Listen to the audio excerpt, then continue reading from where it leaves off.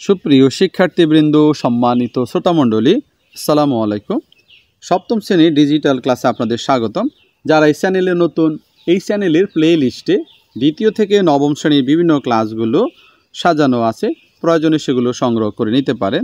চলুন আজকের ক্লাসে সেশন 3 সমস্যা সমাধানের অ্যালগরিদম বানাই।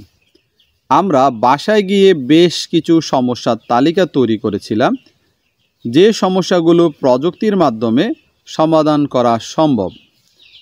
এবারে আমরা একটি সমস্যা নির্বাচন করে সেটি সমাধানের ধাপগুলো অর্থাৎ অ্যালগরিদম লিখব। অর্থাৎ সমাধানের ধাপকে আমরা ইংরেজিতে অ্যালগরিদম বলি। তার আগে নিজের কাজগুলো সম্পূর্ণ করতে হবে। কি করতে হবে? শিক্ষক পুরো ক্লাসের সবাইকে নিয়ে মোট 6টি দলে ভাগ করে দেবেন। শিক্ষক তোমাদেরকে 6টি দলে ভাগ করে দিবে। প্রতিটি দলের সকল সদস্য নিজেদের লেখা বিভিন্ন সমস্যা, যেগুলো প্রযুক্তি দিয়ে, বিশেষ করে কোনো রোবট দিয়ে সমাধান করা যায়, সেগুলোর তালিকা একসঙ্গে করবে। সেগুলো প্রস্তুত করে কি করবে? সেগুলো তালিকা একসঙ্গে করবে।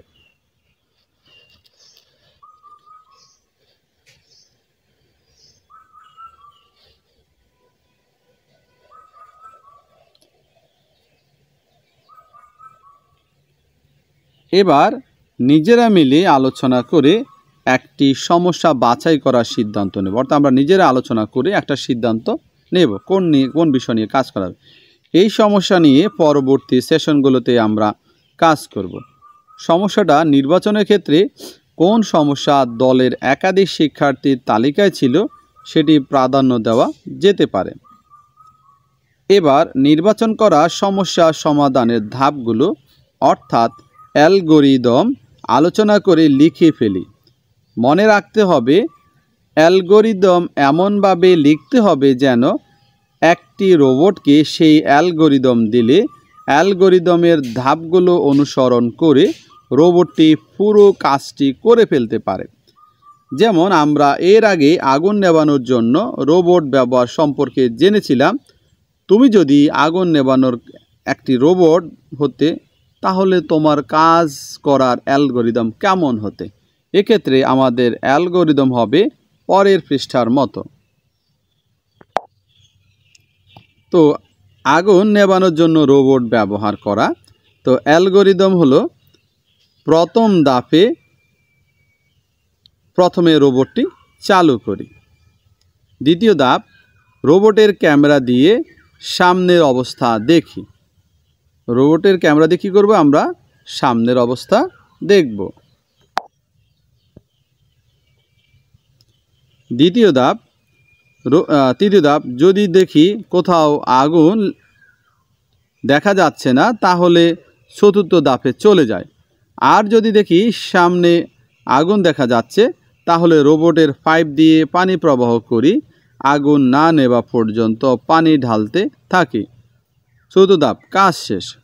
এবার নিজেদের দলের নির্বাচন করা সমস্যার বিষয়বস্তু ও সমাধানের অ্যালগরিদম লিখে ফেলি। সমস্যা: ঘরের ময়লা পরিষ্কার করা। ধাপ 1, প্রথমে রোবট চালু করি। প্রথমে আমরা কি করব? রোবটটি চালু করব। ধাপ 2, রোবটের ক্যামেরা দিয়ে সামনের অবস্থান দেখি। রোবটের ক্যামেরা দিয়ে আমরা সামনের অবস্থানগুলো দেখব। ধাপ 3, যদি দেখি কোথাও ময়লা দেখা যাচ্ছে না, তাহলে চতুর্থ ধাপে চলে যাই। যদি ময়লা না দেখা যায়, তাহলে আমরা কি করব? চতুর্থ ধাপে চলে যাব। আর যদি ময়লা দেখা যায়, তবে আমরা রোবটের যে যন্ত্রাংশগুলো ময়লা পরিষ্কার করার কাজে ব্যবহৃত হয়, সেই যন্ত্রাংশগুলো দিয়ে সম্পূর্ণরূপে ময়লা পরিষ্কার করি। তো ময়লা পরিষ্কার শেষ হলে আমাদের তো কাজ শেষ। তো ধাপ 4, কাজ শেষ।